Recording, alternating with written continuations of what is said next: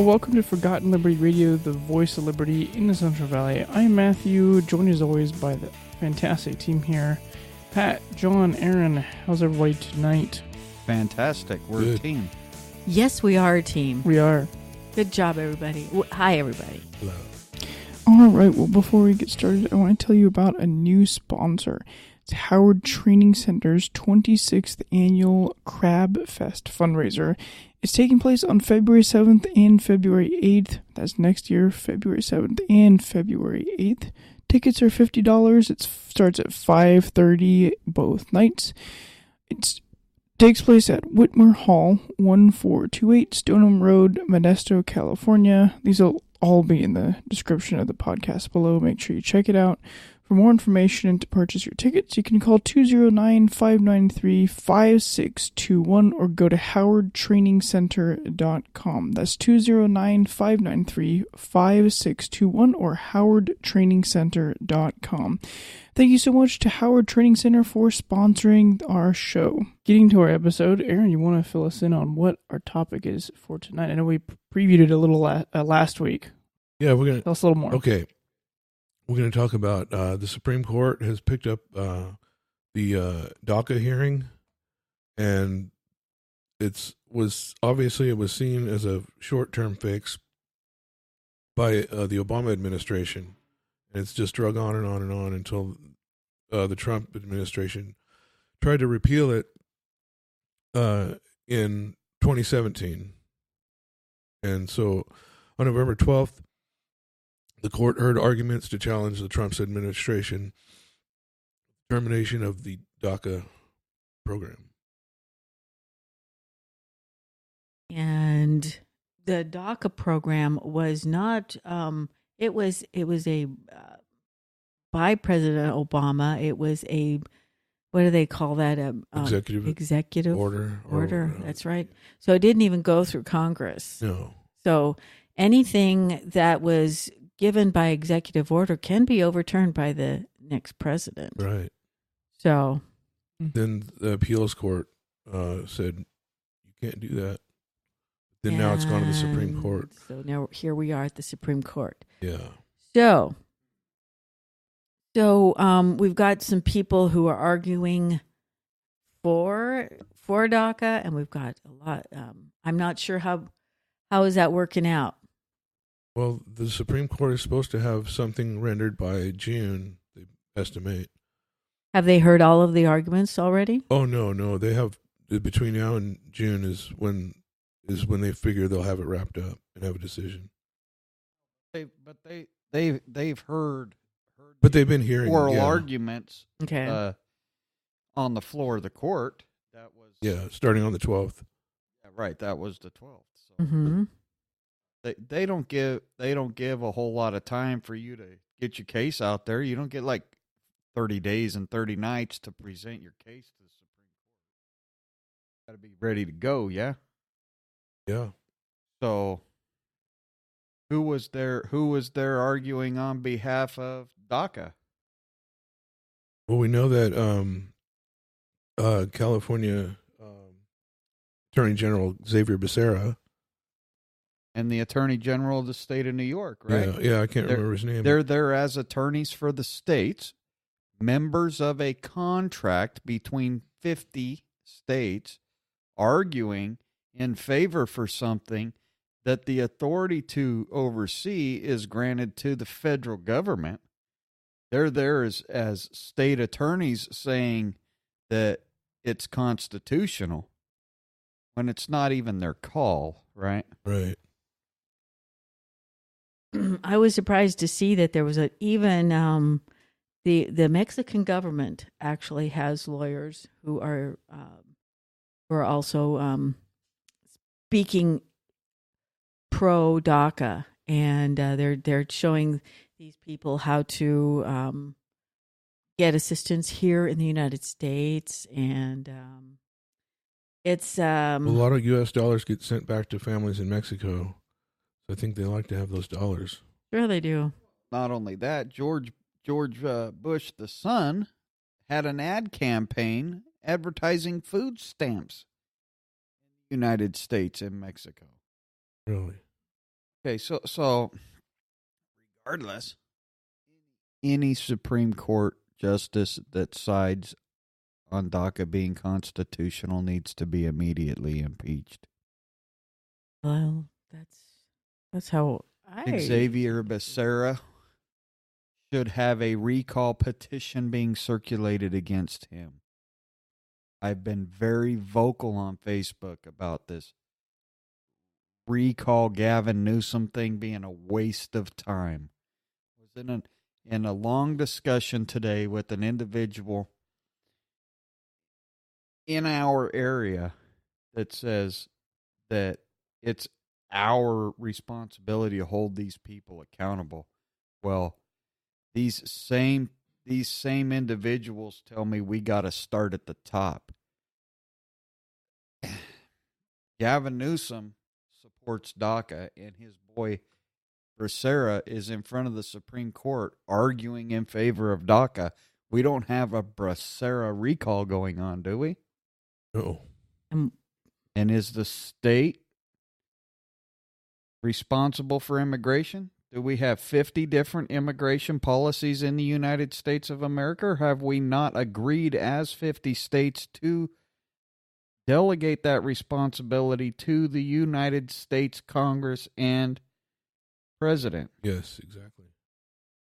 So why is Becerra or the New York Secretary or Attorney General, even arguing on the constitutionality That's a of really deferred good question. action for childhood arrivals? No. That's Because a this really is what good question. DACA is and always was. DACA, D, deferred. Action is the A. C, childhood. A, arrivals. Barack Obama did not even insinuate that there wouldn't be some type of enforcement. The name of the executive order implies that there will be enforcement of our law, but it will be deferred action for childhood arrivals. Well, guess what? The deference has already happened. Elections have consequences, and it's time for childhood arrivals to go home. Grandma needs a visit, and you can do it legally and come back the right way. I know men in this county that went back to their home states in Mexico and came back properly, and they were married to citizens with children here. That has happened. I've Those heard many two times. men that I personally know put their lives on hold, went home, and came back legally. And let me tell you, it was even after deferred action for childhood arrivals. Were they DACA? They were brought here by their parents from Mexico. Okay. Now, their parents came here in the 80s. Mm-hmm. Okay? Okay. Their parents were here when Reagan gave amnesty. Oh. Their father was too proud to go down and sign up, or too scared, whatever the case may be, but was here when Reagan gave amnesty. Wow. I don't know what I would have done. Regardless, okay? Whatever position these people keep themselves in is where they choose to be. Because these two men with wives and children here chose to go home and get the proper paperwork and come back legally. If they can do it, everyone else can do it. And here's the bottom line. We got a lot of congressmen, a lot of senators screaming and yelling, a lot of judges screaming and yelling that we got to do something for these childhood arrivals. It's not our responsibility to do something. It isn't our responsibility. No. Whose responsibility is it? It is the personal responsibility of the people who are. Nay. The No. individuals? No. Who are the people screaming the Right. loudest that we need immigration reform? Well, it's our politicians. Nancy Pelosi's Nancy one of them, Pelosi. but guess what? Nancy Pelosi, Mhm. Dianne Feinstein, Mhm. Okay? Kamala Harris, it's their responsibility to bring forth the legislation on the floor of the House and the Senate to amend or change immigration law. Yes, you're right.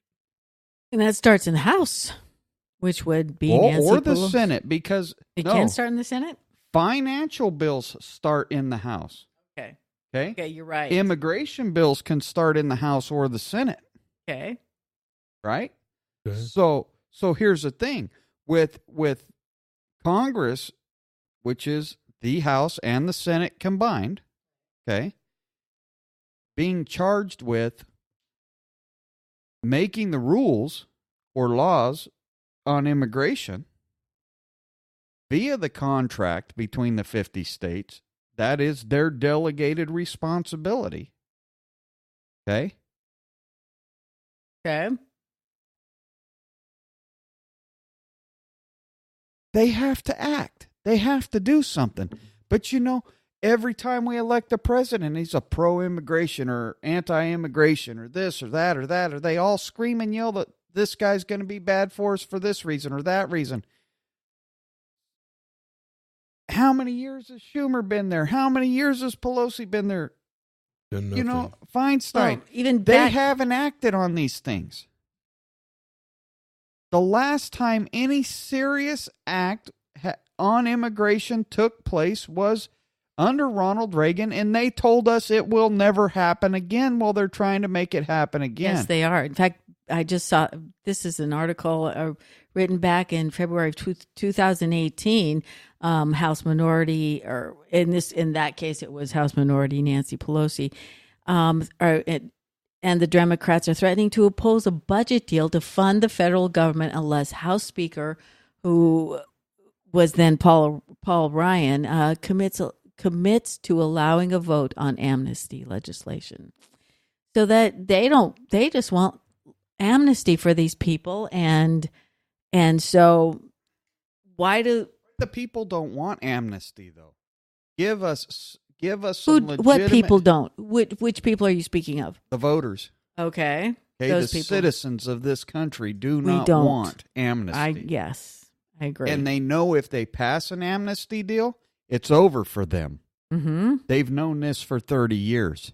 And that's why there's been no comprehensive immigration reform. Would you disagree? Oh, no, I don't disagree with that at all. There's no... But it's their responsibility as a Congress to enact legislation to address this. And there hasn't been any... And to do it constitutionally, because, we discussed the 14th Amendment in some great detail when we talked about the census. And hey,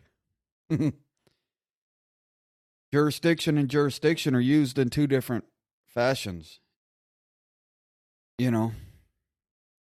Just like keep and bear are so often confused as to how they're intended to be used. Mm-hmm. Second Amendment. Well, let's continue. Let's continue a little bit longer on this. You think of DACA, and a lot of people seem to think that all DACA people are children, first of all, and they're not. Most of them, or a lot of them, have now grown into adults, and some most are into their 30s. Yeah, but we're not even talking about DACA as all childhood arrivals.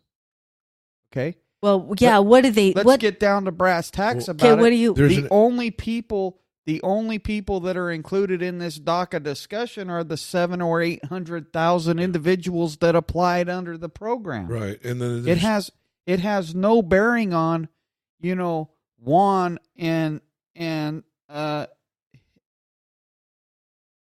don't know a good girl's name, but 8-year-old Juan. It doesn't apply to 8-year-old Juan. It applies to those individuals that were of an age to have filled out the documentation to be enrolled in the DACA program. Which were ages what, 20 to 30? Yeah, let's 18, 16 to 30? okay, let's say 16 to even 40, 45. Okay. Okay, because we have to take into consideration that we did, as a nation, grant amnesty in the 80s. So those people So would those be kids 40s. are in their late 30s, early 40s. Right, yeah. Okay. Yeah. That came as 8, 9, 10-year-olds or infants with their parents after amnesty. Right. And these individuals signed up under this program. So our Supreme Court is hearing arguments whether these individuals are granted some type of citizenship status based on their large overall population in this nation of less than 1 million people. And great contribution to our society, supposedly. What contribution? I said that with I was being understand, facetious. Right. Yes. Well, I'm sure there has been some contributions that many have some made. Gone and served in the military and then gotten citizenship. Absolutely. I mean, yeah. Well, you can. It's hey, there's a recording artist, Shaggy. It Mm-hmm. wasn't him. Mm-hmm. Shaggy. Seriously though, that's the name of his song. It wasn't me, right? That most people are I going to don't recognize. know. I can't. I don't recognize. Okay, well you that could one. look up Shaggy. Okay. It wasn't me, and you'll find him. Shaggy, it wasn't me. Shaggy spent time in the United States Marine Corps to earn his citizenship. Okay? And that's Shaggy wasn't a citizen. Shaggy, I believe, is from Jamaica. Yeah? Yeah, and earned his United States citizenship serving in Desert Storm. And that's Good for him. commendable. Yeah. Definitely commendable. Okay, of course, it took longer than just his service in Desert Storm, but he is a war veteran. Yes. Who came from another nation and earned his citizenship. And when people that is really nothing new. I mean, that's been going on for many. I mean, right. Go ahead. And when people talk about contributions to our nation, they don't list the contributions. They list possible contributions, possible outcomes of all the things. You know, the problem I have with this whole thing is it all gets back to immigration and what our Senate on a federal level and what our House of Representatives on a federal level are not doing and what they are doing. Mm-hmm. Because this is a federal issue that they're not addressing while they deal with the PACT Act, which is the animal cruelty thing we just discussed, that we talked about, right? Yep. While they deal with homelessness, while they deal with health care, while they deal with so many non-enumerated state issues. And then Josh Harder's going to be back here. I saw a video on Facebook tonight. Josh Harder's going to be in the district, and he's going to have a Thanksgiving dinner with the DACA kids in our area. Why are you having a Thanksgiving dinner with the DACA kids in our area?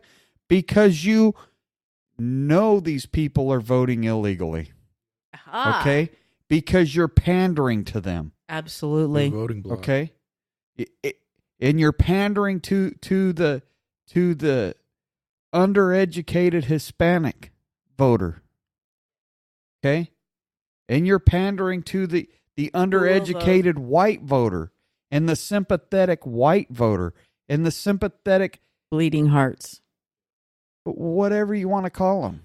Well, okay, but I'm not going to segregate just them. one race. It's all races that are sympathetic to these so-called children, right. And we've pointed out that these are adults. That's it. Yeah.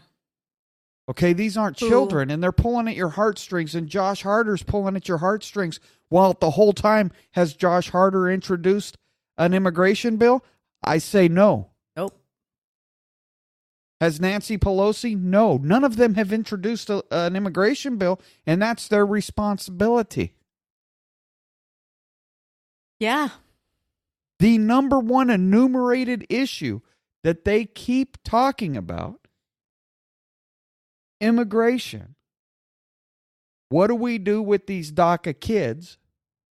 It's in their hands, and they do nothing about it. You know what's interesting is That blame the other side of the aisle. right. Both sides of the aisle blame each other. Yeah, well, that's true. That's what I meant. But Well- if we weren't doing laws where we're making crushing videos of animals a federal crime, we could be voting on bills that have to do with The issues, citizenship Right. and immigration, the issues that should be. border walls. Okay, Well, things of this nature. yeah, Protecting this country from invasions. And let me tell you right now, it's an invasion. it is an invasion. Okay? Yeah. It's a colonization Mm-hmm. of our nation. It's no different than the offset that the English did to the Native American. Make no mistake, everyone alive today is a native, is a citizen. Okay? Who live in the United States? You mean? Right. Okay. And within the scope of the discussion, Right. everyone in this nation, the 50 states, Right. is being displaced by a colonization from the South. And a portion of our government is complicit in that colonization and that displacement of the American citizen. Mm-hmm. Okay? Because what does that same side of the aisle say happened to the Native American? We came in here and we displaced the Native American. And that was done with the authority of the king in England. Well, now the southern cultures are coming in here and they're displacing us, and they're doing it with the authority of a portion of our own government. Yep. Yeah. It doesn't seem like our government is really for us anymore, does it? No, but it's history repeating itself. It is the It's right. recolonization. It seems like that, doesn't And at the same time, they say this was our land to begin with. it? Mm-hmm. Well, yeah. So I guess we deserve it, and that's how they're going. That's what they are going to say, John. I don't believe that.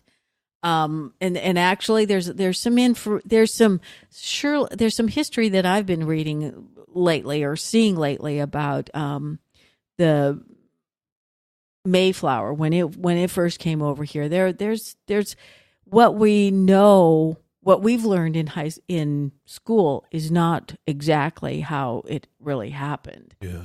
No surprise. Yeah, yeah. So what were you going to say, Aaron? You were. You don't recall. Okay. I just wanted your viewpoint on what you were gonna, because you were gonna say something and I interrupted you, and I apologize. Oh no, that's all right. I don't remember what I was going to say.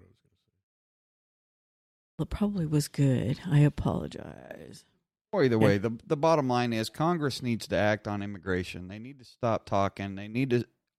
Our states need to stop fighting in the Supreme Court against even the premise of immigration. Xavier Becerra. The point that you've made about Xavier Becerra being at that in this court battle, it really, I completely agree with you on that. He has no business being there. Well, he's there. He's there as the attorney from the state of California, representing California's interest in. But this is a federal issue, right? You said. In accordance with the United States Constitution. If Becerra was there to say this is on the side of the Constitution against DACA, bravo, because the president never had the authority to enact something. Okay. Where in the Constitution do you see anything about executive fiat? The only thing the executive has the ability to do without Congress is recess appointments. Okay? And then Congress gets to act on those recess appointments when they come back from break. This executive order thing is a travesty. It's a manipulation of our ideals and our way of governance. It is. Okay? It's been allowed for many decades. But even executive order is not constitutional. An executive order is meant to be used to give direction to an executive department, not to institute regulation on a nation. So with that being said, do you all understand how I explain what an executive order is for? So when Obama issued the executive directive or the executive order on DACA, who was he telling to defer action against this certain group of individuals? Congress? No, because the president can't tell Congress not to act on something. Okay, so he's not getting them to try to act on the immigration issue. He's not trying to get Congress to act Illegal immigration. Illegal immigration has nothing to do with that. What Barack Obama did is he created an executive order that said defer action on childhood arrivals. So that would be He was instructing ICE, okay, Right. which is a Department of Homeland Security subdepartment, right?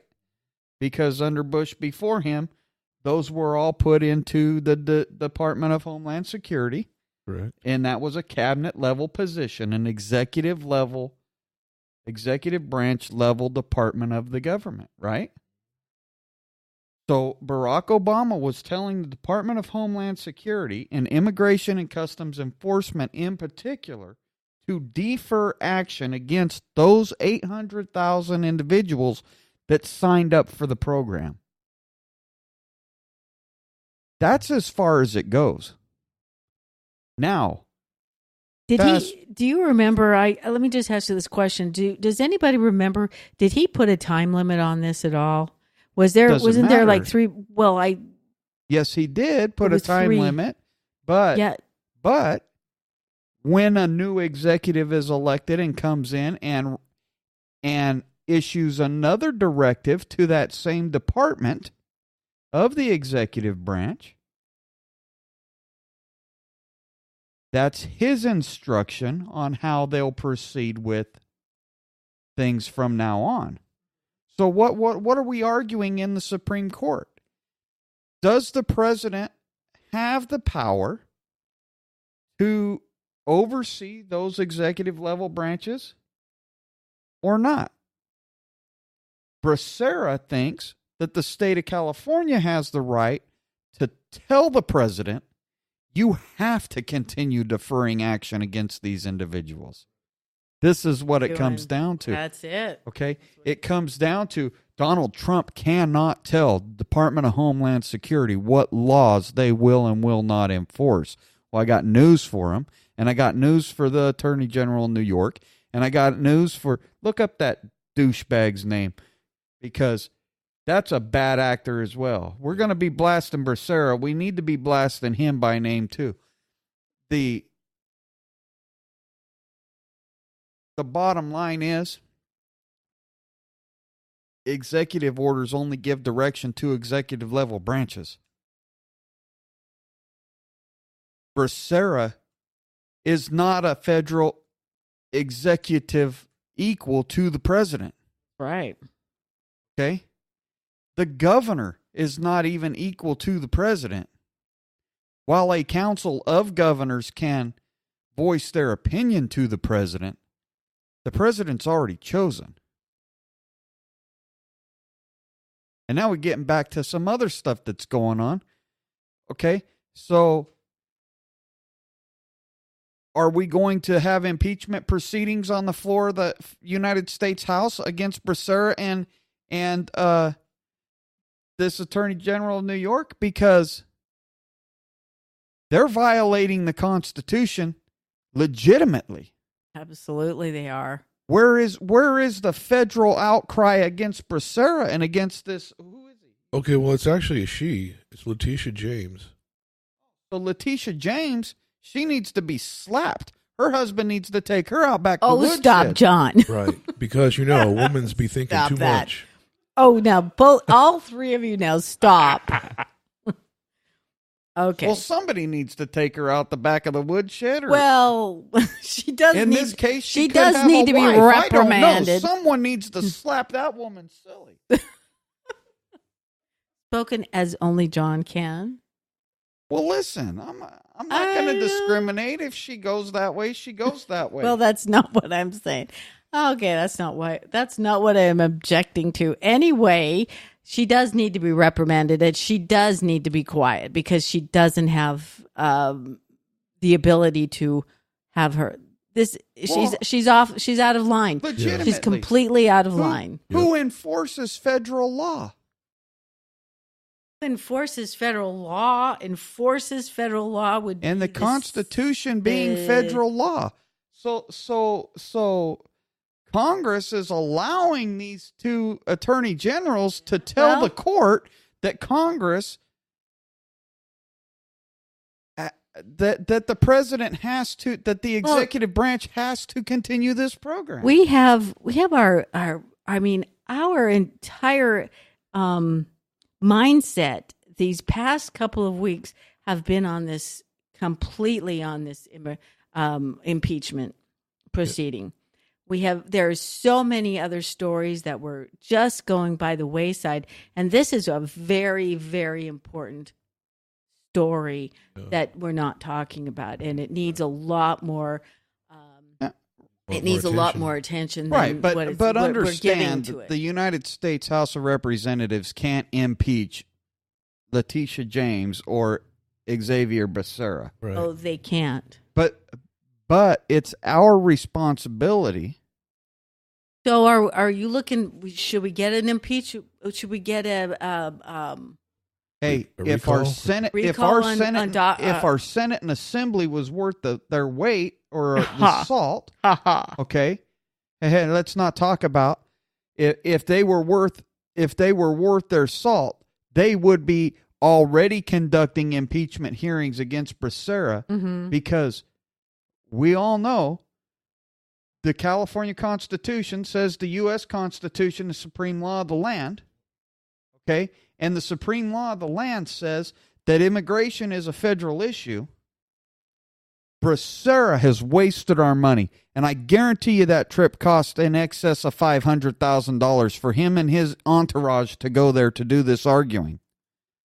Because anytime you go before the Supreme Court, it costs a lot of money. Now, he's spent a lot of our money in direct violation of the spirit and the letter of the United States Constitution. He's violated the people's trust. And why our Assembly and Senate in Sacramento hasn't taken him to task on that is ridiculous, but we know why. Because each and every one of them is violating the same documents as well. Okay? Now you take into consideration when our legislature won't act. Usually the Attorney General will step in and protect the people's interest. But when the Attorney General is the one violating the people's interest and the legislature won't step up and act because they're violating the people's interest, it's within the governor's responsibility and duty.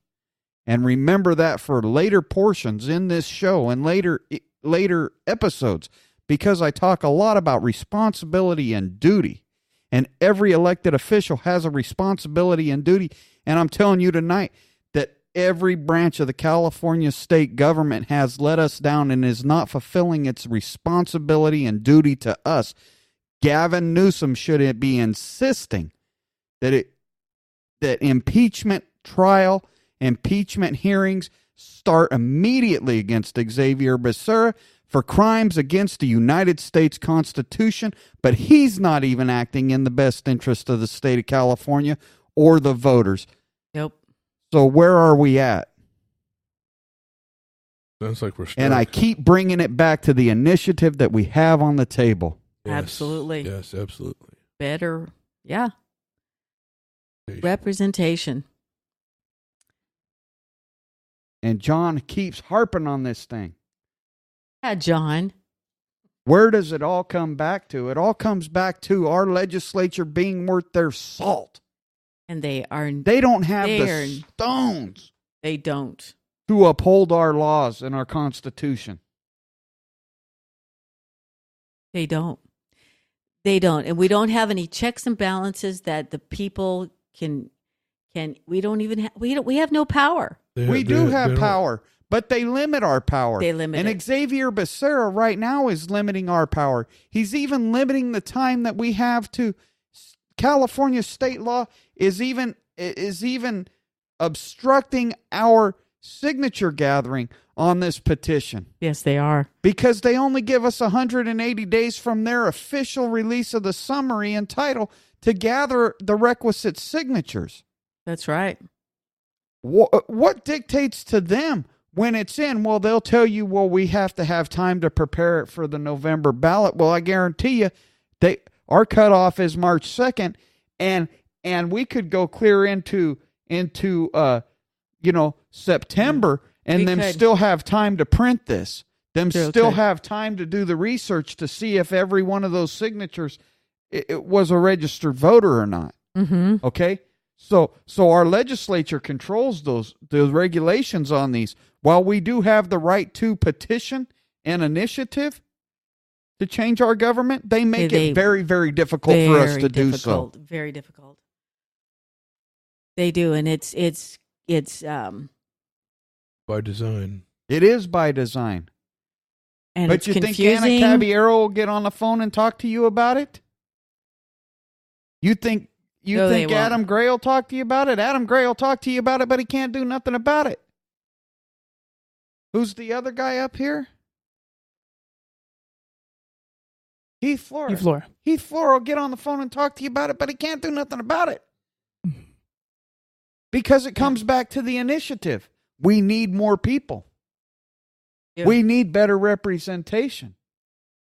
And it's not growing the government. This is not a growth in government. This is just what we are. Yes, it is growing the government, but the government is intended to grow with the population. Okay. So proportionally, growth is meant to happen.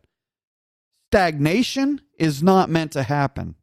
Which is what we have right now in California. Well, constitutionally, we have stagnation. And why do we have that constitutionally? Because we've allowed it up to this point. I refuse to allow that. The state of Jefferson's okay with allowing it because they're just arguing that we have to dispute this in court. Mm-hmm. While we have the process of initiative to change the Constitution and address exactly what we're doing in this initiative.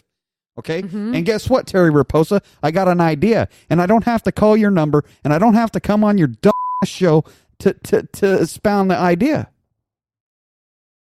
Put a mark out there all you want. Everybody knows what I said. Because that's the idea. It's in motion. And it will gather the requisite signatures if the people want it. But you got to do something other than spend money and argue in court. The court cannot change our Constitution. We must. The court cannot proportionally represent us. No.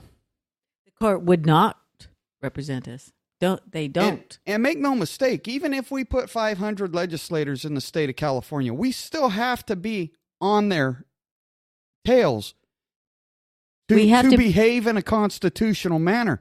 Because I've already pointed out tonight that our federal Congress is not, our federal legislature isn't even acting federally, yet they're acting on state issues. Okay? And so many of these state issues they're acting on are people's hot button topics, and that's why they get away with not acting on federal issues. Homelessness is not a federal issue. Your health insurance is not a federal issue. Right. Immigration is a federal issue. If they were acting on immigration, we would not have DACA. They would have given the executive branch guidance through statute on how to handle that situation, but they refuse to. Mm-hmm. Yep. They want to look warm and fuzzy and really and plead to the, I'm sorry, I'm going to say it again, the bleeding hearts. Well, And I know. No, the bottom line is no one is fighting for your rights and your representation harder than our little core group. We're working for it. We're working hard. And whether you're New California state proponent, state of Jefferson proponent, I'm going to say all three of these men, okay? Paul Preston, Mark Baird, Terry Raposa. They're all telling you, if you got a better idea, come up with it. I brought this idea to them before through my county coordinator, okay, and was run out of Jefferson for this view, because the bottom line is those movements don't want you to be represented. They only want their state. They only want your money to continue to fight for their state. Okay? I'm fighting for your voice right now.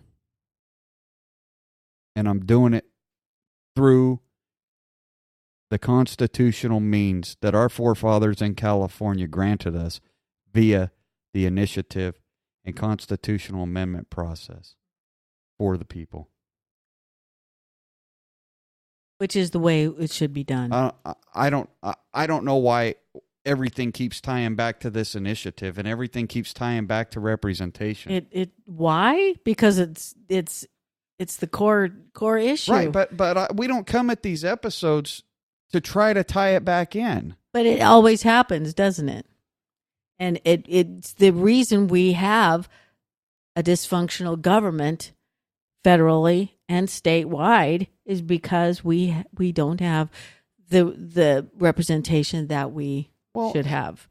Well, and on the same note, we don't insist upon our representation or our voice being heard, because we discussed it a few episodes ago. How many of us at this table call on a daily or weekly basis? Mm-hmm. Okay, 25% of this group do that. So, with that being said, we are a more proactive group than the state and the nation overall. So I would say it's down like around 1% making these calls and insisting that our voice is heard. And unfortunately, it's down to like 33 of that percent coming from a conservative or a constitutional viewpoint.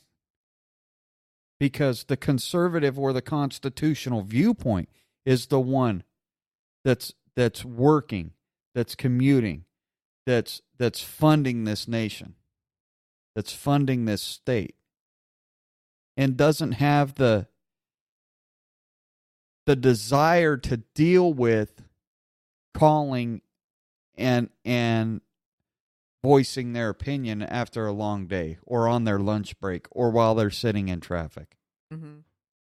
Mm-hmm. I'm gonna. Well, I don't know if I should bring this up or not, but my little community is dealing with Highway 132. The deal here. I went to a meeting last. Your community, the whole well, right here in Modesto. But our neighborhood is especially impacted by this. And we went to a meeting last week, this past Tuesday night. And we were told that we were going to have a question and answer session. Yeah. After you go around and you look at all their wonderful things that they're doing with this highway and how it's not going to put us out in any way and what they're doing and how they're not going to build us a sound wall. So seriously, because I could throw a tennis ball in a windstorm and hit where this sound is going to come from. Oh, exactly. So there was one person's the guy who got up who did the evaluation for the impact of the sound that we would have, that the study has shown that it would not impact us enough to warrant a sound wall. So he one of the ladies I was speaking with, she went up and asked him, well, what was the decibels? Do you recall what the decibels were that you? He goes, I don't know those. I don't know that. I don't have that information. So he has the information that it's not. Yeah, doesn't have the information on the decibel reading.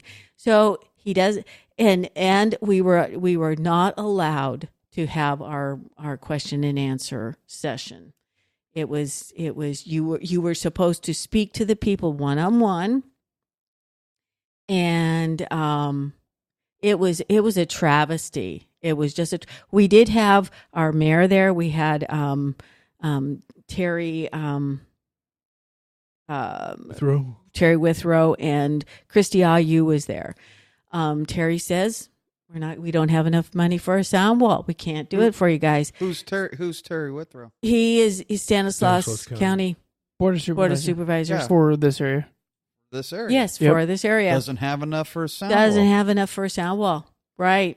This is a state project. What is a county board of supervisor, and That's especially this county district's supervisor telling you we don't have the money for it? Because it would No, because he believes he is a state actor, and he doesn't have your best interest in mind. The whole board of supervisors, they need to go. They do need to go. Christy Ayu said, she got up there and she goes, I wasn't supposed to speak tonight. She goes, I am going to work as hard as I can to get you guys the sound wall because you deserve this. But she's city. She is city, and that's where they're trying to get the money for the sound wall is through the city.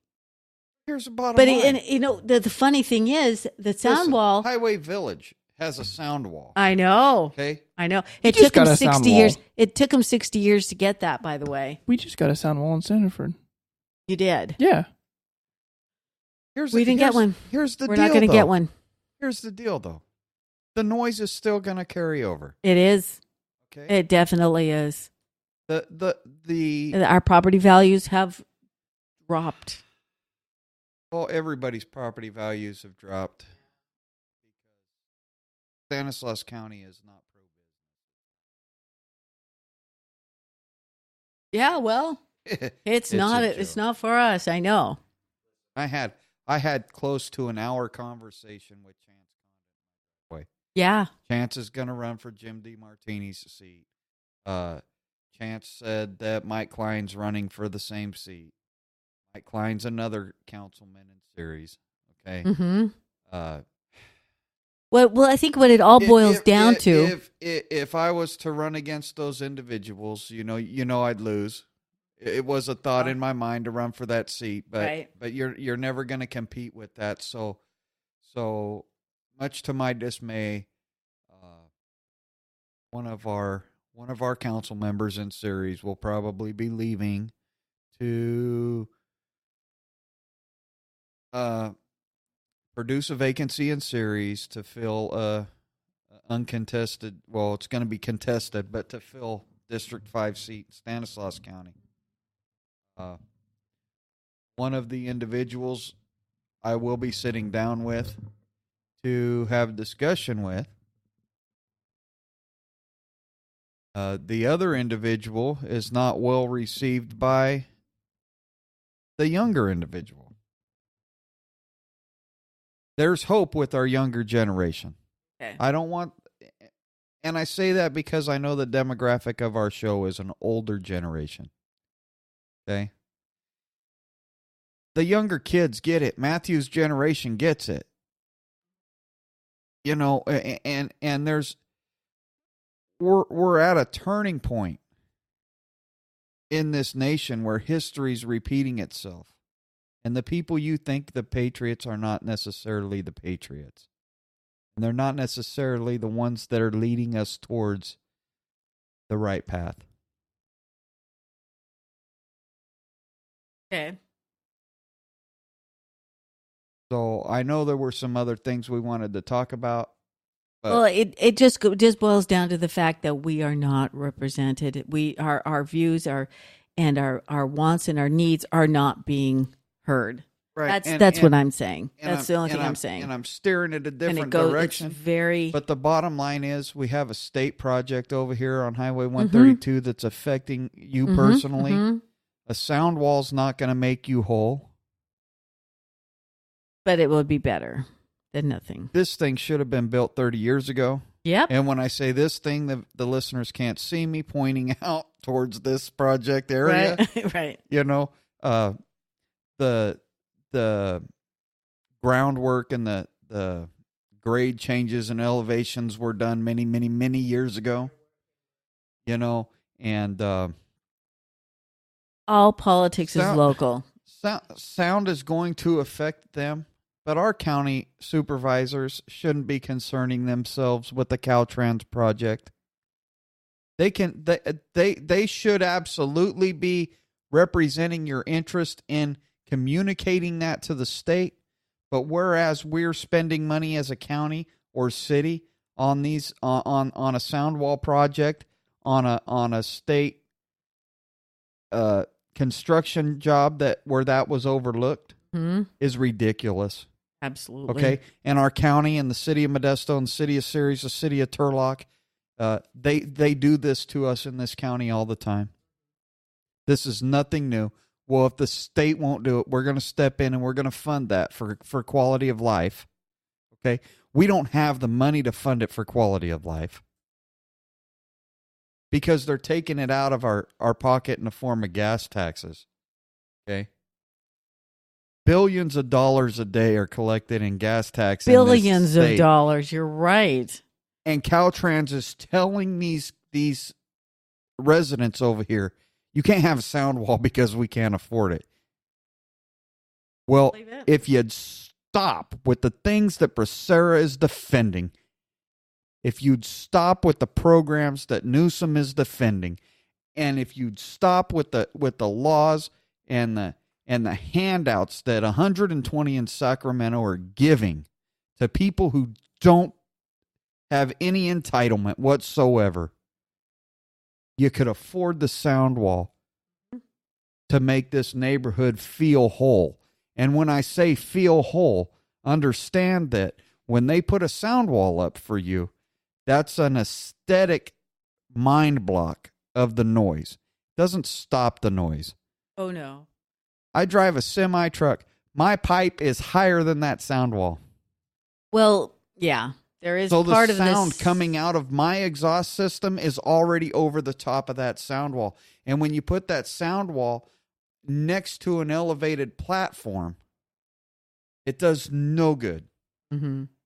No good. I can understand Caltrans not putting a sound wall in the project. Okay. What I cannot understand is our city and our county wanting to fund a sound wall. And what I cannot understand is that we elect people that are so inept that they cannot find the words to explain to you what I've just explained to you as a resident of this area about the noise being above that sound wall, and the proliferation of that noise will be in your neighborhood regardless of a sound wall. That a sound wall is only an aesthetic mind block. Yeah. Yeah. Well, it's a whole, it was just quite an eye opener. And that whole meeting was just a waste of time in my opinion. But anyway, should we wrap this one up, or is there anything else we wanted to talk about? Not that I can think. Well, there is. Okay. John? Recently, Sheriff Dirksey turned 80 inmates over to ICE. Now, a lot of people in the area are praising the sheriff for turning these people over to ICE. But I just want to be clear. As we've already discussed, immigration is a federal issue. SB 54 is an information sharing ban on our law enforcement community by the state of California that says you will not share information or comply with ICE. Okay? Where these illegal immigrants are concerned, or immigrants without paperwork, or undocumented individuals, however you want to refer to them, it's a state law that says you will not comply with a constitutionally federal law. So, bravo, Mr. Dirksey. You did your job. It's not praiseworthy, though, because he's doing what he's expected. Unlike Becerra, at least he's doing what he's expected to do in this situation. We have to come back locally to the sheriff has made a decision to not comply with state law where this immigration is concerned. But keep in mind, while you praise him, he is not a constitutional sheriff. He told us April 13th, 2019 on this show, he is not a constitutional sheriff. And there was quite a bit of discussion about whether he was a agent of the people or an agent of the state. We know from that conversation that he's an agent of the state, that he believes his number one duty is to enforce state law, even if that state law is in direct violation of your right. Okay? So whereas the Second Amendment is concerned, you are required to obtain certain permits for permissions to do things in this state, and he enforces those regulations. He has chosen to continue to enforce those regulations even after discussions with myself, okay, about the nature of them violating our right, okay, and says he agrees with our right to keep and bear arms. He also at the same time agrees with himself that he must, and with the Senate and Assembly and governor, that he must enforce those unconstitutional state laws where the Second Amendment is concerned. And I don't want people to be praising him because he does 10% of his job effectively while doing 90% ineffectively. Yeah. The sheriff is an agent of the people, and his number one responsibility and duty, just like I ran down for you with Becerra and the legislature and the governor, is to protect our rights. The California Constitution says, and we go over it again and again, the United States Constitution is supreme law of the land. The Second Amendment says the right to keep. Let's address how we keep a weapon is possess. How I possess that weapon is none of the government's concern. It's none of my neighbor's concern. It's none of the four individuals that I see on a daily basis' concern. It's definitely not Matthew, Pat, or Aaron's concern. And their possession of their weapons is not my concern. How I exercise my right to bear, I've already been open about this. Bear is to yield, to show, to use in a manner consistent with its intention. And if it's loaded and ready to go and I'm pointing it at a government official, that's my right. I don't care if that puts your officers on edge. I don't care if that puts you on edge. You are the sheriff of the county, and it's your responsibility to act as the executive in the county and protect our rights above all else, every right. And it's your responsibility to enforce every federal law, even if that law is in direct violation of a newer state law, which you've done with SB 54. Listen close, Sheriff Dirksey. You also have to enforce the Second Amendment. And it's my right to possess a weapon however I want without your permission, without your will issue stance. And until you enforce the Second Amendment that way, You deserve zero praise. Until you enforce every constitutional issue that way, you are worthy of zero praise. And every person calling themselves a patriot in this listening range needs to understand that our sheriffs work for us. We have sheriffs around us that perform their duties in a manner much better than Sheriff Dirksey. Oh, yeah. Okay? We know Sheriff Benoist in Mariposa County from talking with Shannon Poe. Okay? Stands up for the people's rights. We know DeAugustini in El Dorado County stands up for the people's rights. Dirksey is not standing up for your right, and he is not entitled to your praise. I promise you one thing. When the man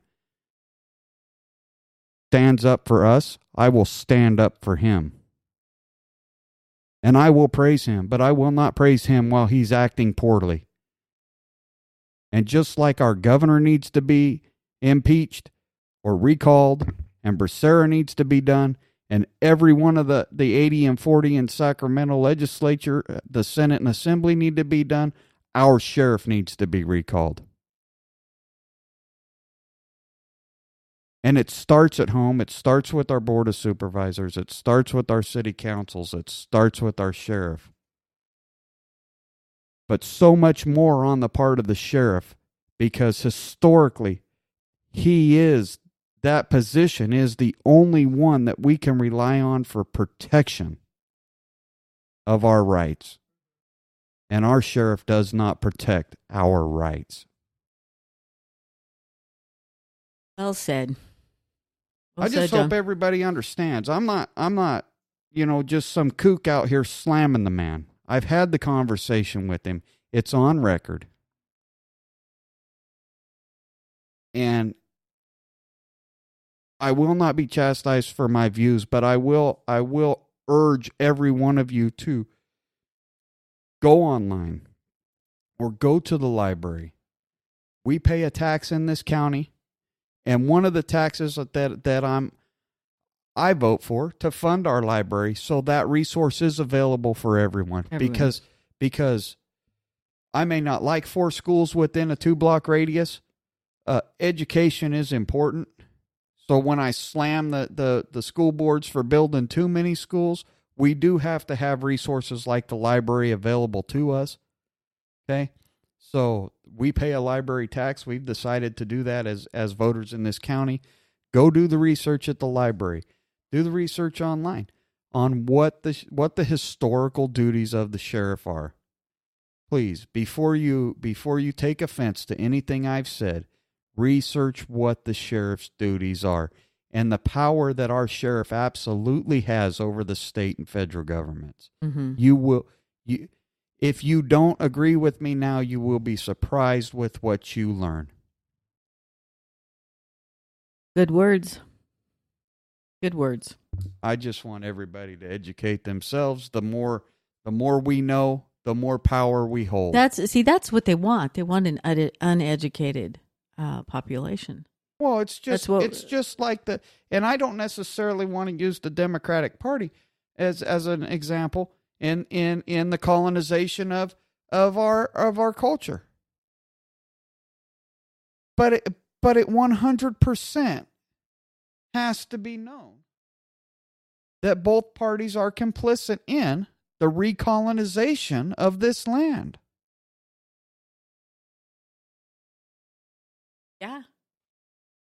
They are complacent. The Democrat Party more so than the Republican Party, but parties aren't helping us. Nope, they're not. Okay? And sheriffs that don't know their role aren't helping us. Board of Supervisors that don't know their role aren't helping us. House of Representative members that don't know their role are not helping us. Just want to get elected, huh? Hey, there's a lot of people out there asking for our vote. There are. Okay? Yeah. Get a hold of us. We'll put you on the air. Yep. We'll talk to you. But you won't talk to us because you don't want to hear the truth or something. There's two men that have talked to us, and one's out of the race here for District 10. And I got to give a shout out to Ted House. The man bought me a hamburger last week. And I was an invited guest of an employee of his. Nice. Okay. And we had a discussion about our initiative. You did. Awesome. We need to send that to him. Okay. We'll get it done. Okay. Okay.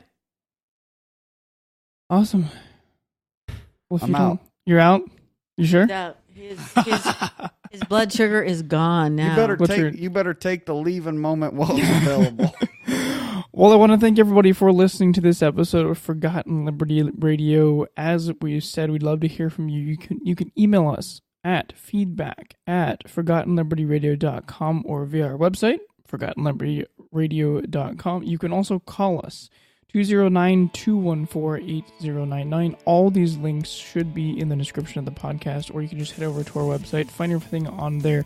We would love to hear your questions and comments. If you aren't already, make sure you subscribe to us in your podcast player of choice, iTunes, etc. Leave us a 5-star review if you can. We would really appreciate that, and it actually does help our ratings.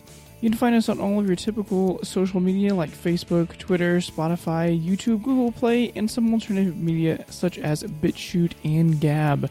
Thank you so much for listening to this episode of Forgotten Liberty Radio, and we'll catch you next time. They listen to us in France, so you people local need to get on a stick and start communicating with us. Yeah.